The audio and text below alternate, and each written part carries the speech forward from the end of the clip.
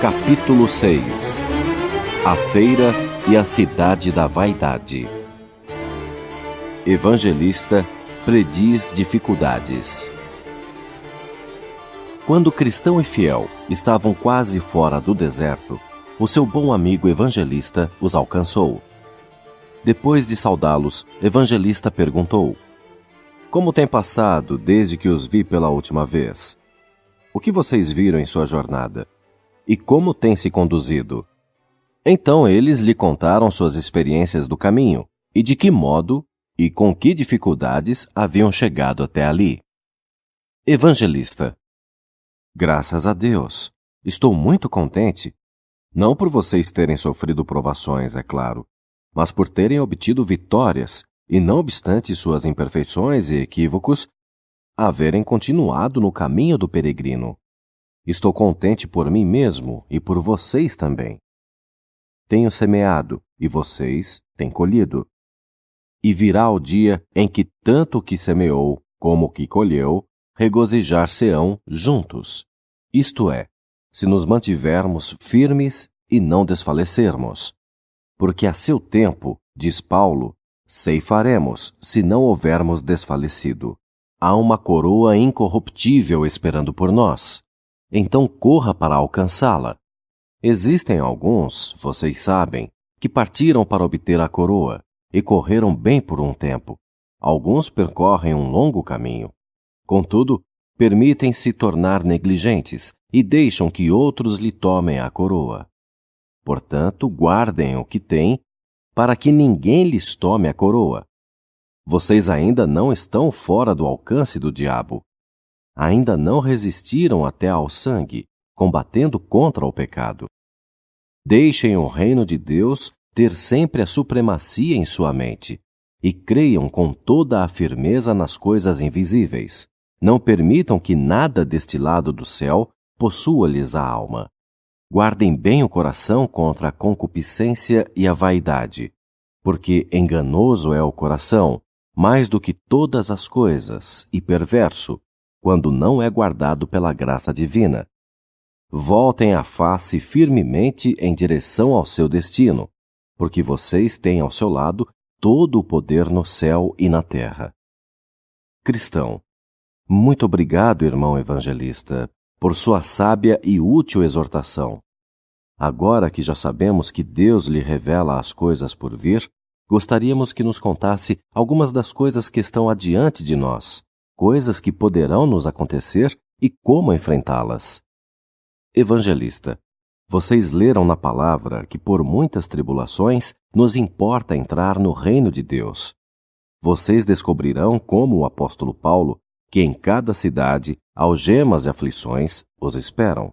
Assim, não podem esperar ir longe em sua peregrinação sem enfrentar provações de alguma forma.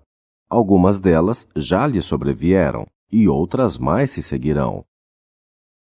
Por enquanto, como veem, já estão quase fora deste deserto.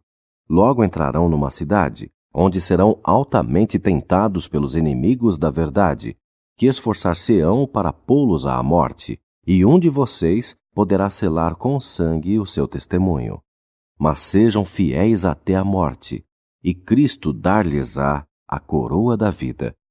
Se um de vocês tiver de morrer lá, ainda que a sua morte seja cruel e grande a sua dor, ele será mais afortunado que o outro, porque chegará bem mais cedo à cidade celestial e escapará das tribulações que o outro deverá suportar pelo restante do caminho. Quando chegarem, porém, à cidade e virem cumprido o que relatei, lembrem-se de seu amigo e Senhor Jesus Cristo e comportem-se como homens e encomendem a Deus a guarda de sua alma, como ao fiel Criador, fazendo o bem. Então vi em meus sonhos que eles haviam deixado atrás o deserto e entrado numa cidade, onde existia uma feira que funcionava o ano inteiro. Evangelista não estava mais com eles. O nome da cidade era Vaidade, e a feira era a Feira da Vaidade. O povo do local era fútil não se importando com nada a não ser dinheiro, prazer e fama. A cidade era muito antiga e a feira vinha funcionando havia muitos e muitos anos. Quase 5.000 anos atrás, os peregrinos a caminho da cidade celestial passavam por essa cidade. Por isso, Beelzebu, Apolion e Legião, com os seus operários, estabeleceram essa feira para proporcionar toda espécie de entretenimento aos viajantes e vender todo tipo de mercadoria o ano inteiro. Até hoje, nessa feira, são vendidas mercadorias como casas bonitas, terras, ações e apólices, falsa segurança, roupas vistosas, joias, cosméticos caros, ouro e prata, antiguidades, pérolas, pedras preciosas, fama, fortunas, reputações, virtude, honra, popularidade, posições, títulos falsos, diplomas falsificados, competições, oportunidades, jogos, votos, eleições, cargos governamentais, influências pessoais, relatórios forjados, propagandas, falsidades, notícias fictícias, decepções, personalidades artificiais, esquemas, embustes, comicidade, belas rainhas, atração sexual, prostitutas, vidas humanas e almas de homens. Além disso, nessa feira, o tempo todo estão jogando, iludindo, enganando, espoliando, defraudando, mentindo, roubando, trapaceando.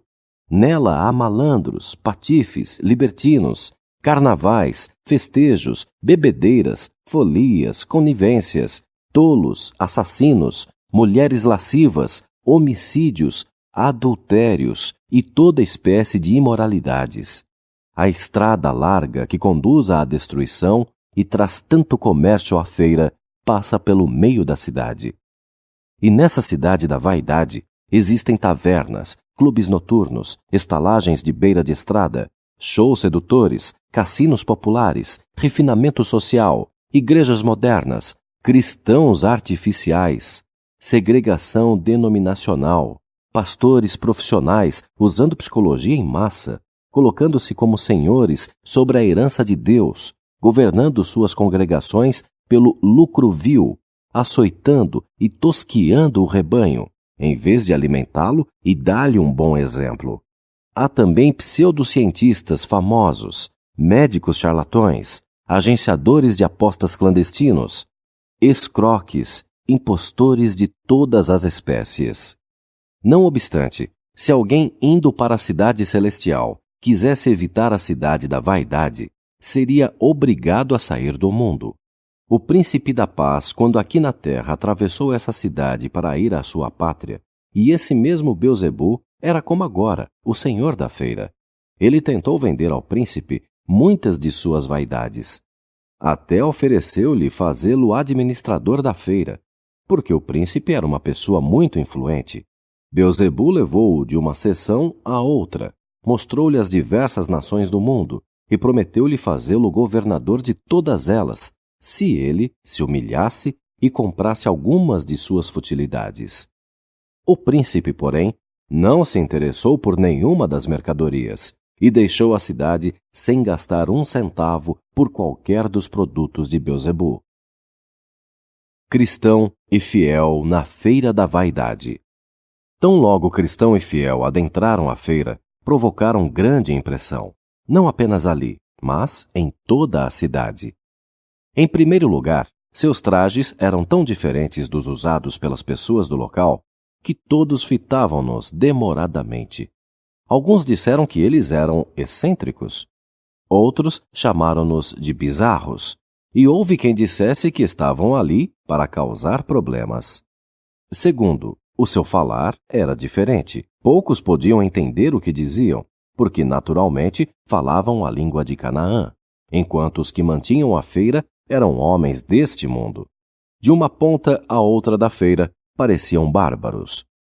Terceiro, aqueles peregrinos não mostravam interesse pelas suas mercadorias, e isso era o que mais preocupava as pessoas da feira. Cristão e fiel sequer as olhavam, e quando lhes diziam para comprar algo, tapavam os ouvidos e oravam.